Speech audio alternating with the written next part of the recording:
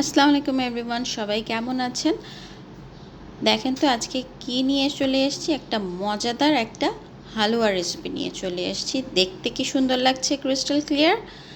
ঠিক আছে, এই হালুয়াটা রেডি করার জন্য আমি প্রথমেই নিয়ে নিচ্ছি 1 কাপ কর্নফ্লাওয়ার। তার মধ্যে দিয়ে দিচ্ছি আমি 2.5 কাপের মতো পানি। খুব ভালো মতো মিক্সড করে নিচ্ছি। মিক্সড করে আমি এই মিক্সচারটাকে সাইডে রেখে দেবো। এখন একটা প্যানের মধ্যে 1.5 কাপের মতো চিনি নিয়েছি আর 1/2 কাপ পানি দিয়ে দিচ্ছি।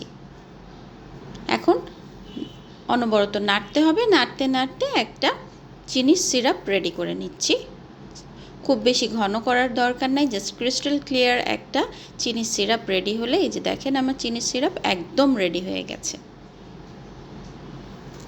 এখন আমি এটার মধ্যে মিক্সড করে রাখা কর্নফ্লাওয়ারটা অ্যাড করে দিচ্ছি। আর এখন কিন্তু অনবরত নাড়তে হবে। নাড়াটা একেবারেই বন্ধ করা যাবে না, কোনোভাবেই বন্ধ করা যাবে না, একদম কন্টিনিউয়াস নাড়তেই হবে, নাড়তেই হবে। ফ্লেমটা হবে মিডিয়াম, একদম মিডিয়াম ফ্লেমে অনবরত নাড়তে হবে। নাড়তে নাড়তে দেখবেন এই যে দেখেন আস্তে আস্তে ঘন হয়ে আসছে।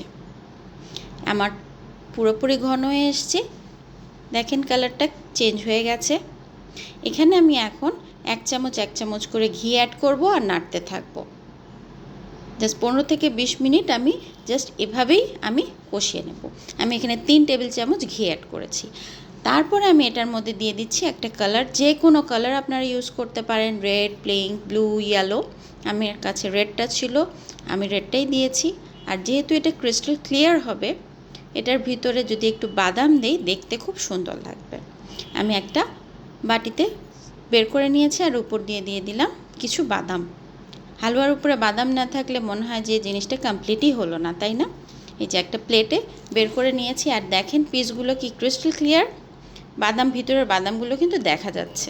আমার মেয়ে তো জেলি জেলি বলেই অস্থির হয়ে যাচ্ছে। খুবই টেম্পটিং, খুব অল্প সময়ে রেডি করে ফেলা যায়। ট্রাই করবেন আর আমাকে কমেন্টে জানাবেন কেমন লাগলো। Thank you everyone.